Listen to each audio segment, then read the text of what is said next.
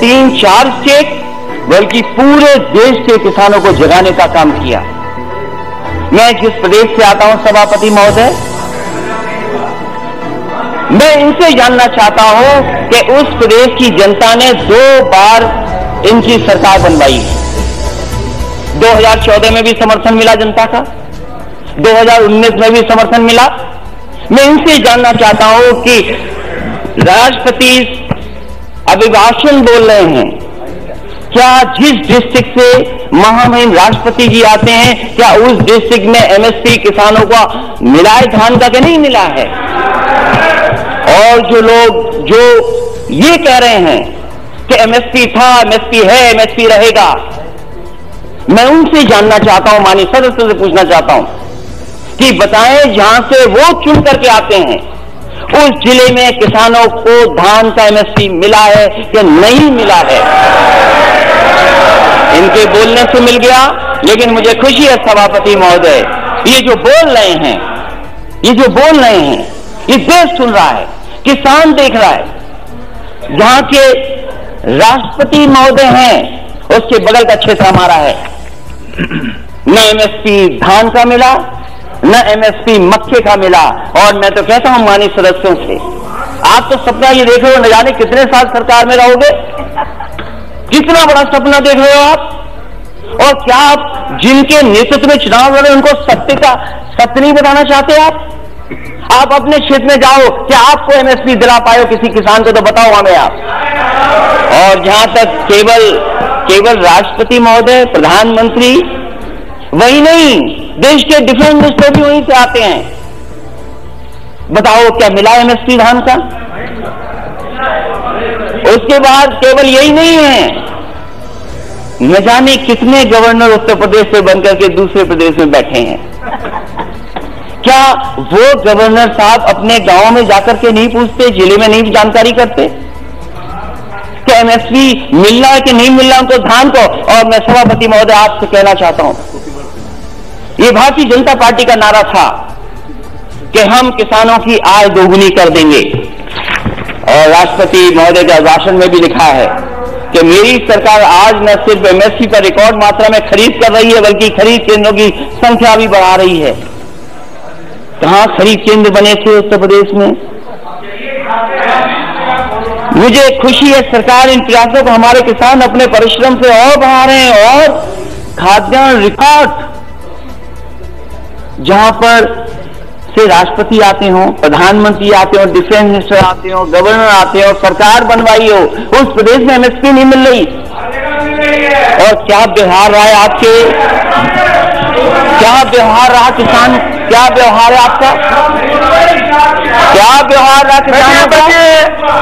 अब भारत के इतिहास में आएगा तो बताइएगा, भारत को अवसर मिलेगा तो बताइएगा, प्लीज सब बताइएगा। भारत के इतिहास में ऐसा व्यवहार किसानों के साथ कभी नहीं हुआ सभापति महोदय। क्या क्या नहीं कहा गया किसान लोगों को, क्या नहीं कहा गया, अपमानित किया गया, और वो दिल्ली आकर के अपनी बात न कर दें। प्लीज माननीय मंत्री जी कुछ कहना चाहते हैं? सर, मुझे एक बहुत विनम्र आग्रह करना है आपके विचारार्थ। राष्ट्रपति जी के अभिभाषण पर धन्यवाद का एक चर्चा चल रही है सर। राष्ट्रपति जी की एक परंपरा होती है, प्रधानमंत्री, गवर्नर सबके लिए कह रहे हैं, लेकिन राष्ट्रपति जी के जिले में एमएसपी मिला कि नहीं मिला, ये एक बार आप परंपरा को देख लें। इस तरह का संदर्भ मेरे 20 साल के संसदीय अनुभव में नहीं होता है। जी जी, वो भी मुख्यमंत्री रहे। आपने इंगित किया है, देख लेंगे। मंत्री जी ने ये राष्ट्रपति का संदर्भ नहीं ले सकते हैं। सभापति महोदय का संदर्भ अगर ये सभापति महोदय अगर ये कोई संदर्भ में नहीं है, लेकिन कम से कम हम जाने तो सही। ओके ओके, देख लेंगे। ओके ओके, देख लेंगे का कंटिन्यू। सर, राष्ट्रपति कानपुर बिहार दर्श वाला बात कर रहे हैं। स्वागत है, प्लीज बदल की बैठ जाइए। वो मुख्यमंत्री रहे हैं, वो भी जानते हैं, मुख्यमंत्री रहे उत्तर प्रदेश के। जी, ऐसा व्यवहार किसानों के साथ कभी नहीं हुआ। और कितना अपमानित किया गया उनको, क्या क्या कह करके नहीं बुलाया गया उनको। और ये जो तीनों कानून है वो केवल इतना चाहते हैं, जब ये सरकार कह रही हम किसानों के लिए कानून बना करके लाएं, अगर किसान उन कानून को नहीं स्वीकार कर रही है तो सरकार क्यों नहीं कानूनों को वापस लेती है? जिनके लिए ये कानून बना है, जिनके लिए कानून बना है, वो कानून नहीं चाहते हैं। तो सरकार को आखिरकार कौन रोक रहा है? और क्या ये आरोप ठीक नहीं है कि कॉर्पोरेट घराने को लिए आपने कारपेट बिछा करके इन कानूनों को लाने का काम किया? आपने, आप जनता से चुनकर के आते हैं, जनप्रतिनिधि बन रहे हैं, लेकिन लगता है यहां पर है सदन में बैठ करके आप धन प्रतिनिधि बनकर के आए हैं। और क्या कहते हैं आप? जो लोग आंदोलन कर रहे हैं उनके लिए आप क्या कहते हैं? जो आंदोलन, ये देश आजाद हुआ आंदोलन से, न जाने कितने अधिकार मिले आंदोलन से। वोट डालने का महिलाओं का अधिकार आंदोलन से मिला, न जाने कितने आंदोलनों से नेता निकले बनकर के। राष्ट्रपिता महात्मा गांधी देश के बने क्योंकि आंदोलन लड़े, आंदोलन में खड़े हुए, न केवल अफ्रीका, दुनिया, बल्कि भारत जैसे देश को आजादी दिलाई उन्होंने। उस आंदोलन के बारे में क्या कहा जा रहा है कि आंदोलन जीवी है। मैं उनको क्या कहूं, मैं उन लोगों को क्या कहूं जो लगातार चंदा लेने निकल जाते हैं? क्या वो चंदा जीवी संगठन के लोग नहीं है? अगर वो हो सकते हैं जिनको आप आंदोलन जीवी बोल रहे हैं, तो आप भी तो चंदा लेने के लिए निकल पड़ते हैं, जब कहीं तब निकल जाते हैं आप। क्या आप चंदा जीवी नहीं है? और फिर आप कहते हो कि मंडी मॉडर्नाइज करेंगे, मंडी मॉडर्नाइज करेंगे, मंडी मॉडर्नाइज। अब बोलते रहिए आप। मैं सभापति महोदय मैं कहना चाहता हूं, मैंने कहा कि हम मंडी को मॉडर्नाइज करेंगे, इंफ्रास्ट्रक्चर बनाएंगे। देश में सबसे बेहतरीन अगर एक्सप्रेस वे कहीं बना तो उत्तर प्रदेश में समाजवादी सरकार ने बनाया। और मैंने हमेशा कहा ये शहरों को जोड़ने के साथ साथ गांव को जोड़ता है। जहां शहरों की अर्थव्यवस्था को बेहतर करेगा, वहीं गांव की अर्थव्यवस्था को भी बेहतर बनाएगा। इसलिए उसके आसपास मैंने मंडियां बनाई। मैंने आलू की मंडी बनाई कन्नौज, फरक्काबाद, कानपुर देहात के आसपास के लोगों के लिए। एक मैनपुरी, इटावा और आसपास के लोगों के लिए अनाज की मंडी बनाई। अरे बाबा रामदेव जी से बहुत योगा सीखते हैं ये लोग, उन्हें भी मैंने 500 एकड़ जमीन दी एक मंडी बनाने के लिए। आम की मंडी बनाई। मैं इनसे जानना चाहता हूं, लाखों करोड़ों रुपए इन्होंने मंडियों के इंफ्रास्ट्रक्चर के लिए दिए थे, वो पैसा कहां चला गया? जितनी ईंट लगाई थी समाजवादी सरकार में, उससे आगे मंडियां नहीं बढ़ पाई, वहीं का वहीं काम रुका हुआ है। और फिर अभी प्रधानमंत्री जी गए थे। हमारा प्रदेश तो बहुत अच्छा प्रदेश है। अगर बड़ी चीज दिल्ली से बिके तो हमारे मुख्यमंत्री छोटी चीजें बेच देते हैं। समाजवादी सरकार में बना समाजवादी पूर्वांचल एक्सप्रेस वे जो बलिया गाजीपुर को जोड़ता है और आगे बिहार से लेकर के आगे लोगों को मदद करेगा। अलाइनमेंट समाजवादी सरकार का, लैंड एक्विजिशन समाजवादी सरकार की, और जो व्यवस्था दी थी मंडियों के लिए। मैं जानना चाहता हूं कि आखिरकार मंडियां क्यों नहीं बन रही उसके किनारे?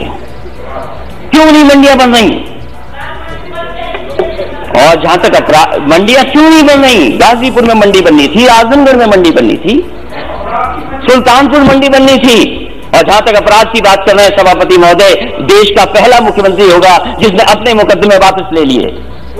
मुझे बताए कोई मुख्यमंत्री जिसने वापस लिया मुकदमे अपने? और फिर अपराध की बात करें, ठोको नीति चल रही है, जिसको चाहो उसको ठोक दो। और कानून व्यवस्था की बात करोगे, महिलाओं की बात करोगे। मेरी माता जी बैठी है, महिलाओं पे बहुत चिंतित रहती हो। जाओ क्या हालत उत्तर प्रदेश में माताओं बहनों की, और अपने आंकड़े निकाल करके देखो क्या आंकड़े हैं। सबसे ज्यादा अपराध अगर कहीं हुआ है तो महिलाओं के साथ अपराध उत्तर प्रदेश में हो रहा है। तो इसलिए सभापति महोदय मैं कहना चाहता हूं, राष्ट्रपति जी के विभाजन पर बोलिए ना।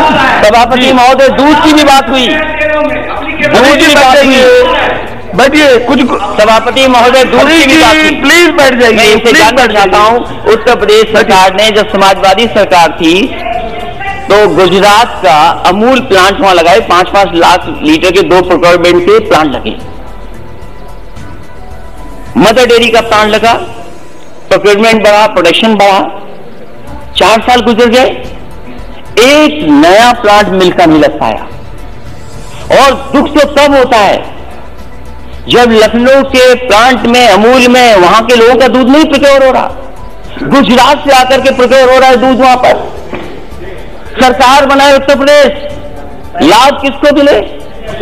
इसलिए सभापति महोदय, समय मेरे पास आपने कम दिया, मैं धन्यवाद देता हूं, लेकिन मेरी यही गुजारिश है कि जहां किसान की जान चली गई है, मैं श्रद्धांजलि देता हूं, उनके परिवार के लोगों को नौकरी मिले। ये ऐसा दुर्भाग्य है जहां किसान अन्नदाता हमारा बेटा और सरकार नहीं सुन रही, और अहंकार तो बड़े बड़ों का नहीं बचा। ये वो किसान हैं जो कीले खा देते हैं, पेड़ खा देते हैं, जमीन को ठीक कर देते हैं, और समय आएगा सभापति महोदय इस सरकार पे भी पटेला चलेगा। बहुत बहुत धन्यवाद। श्री दिलीप सैकिया जी, श्री दिलीप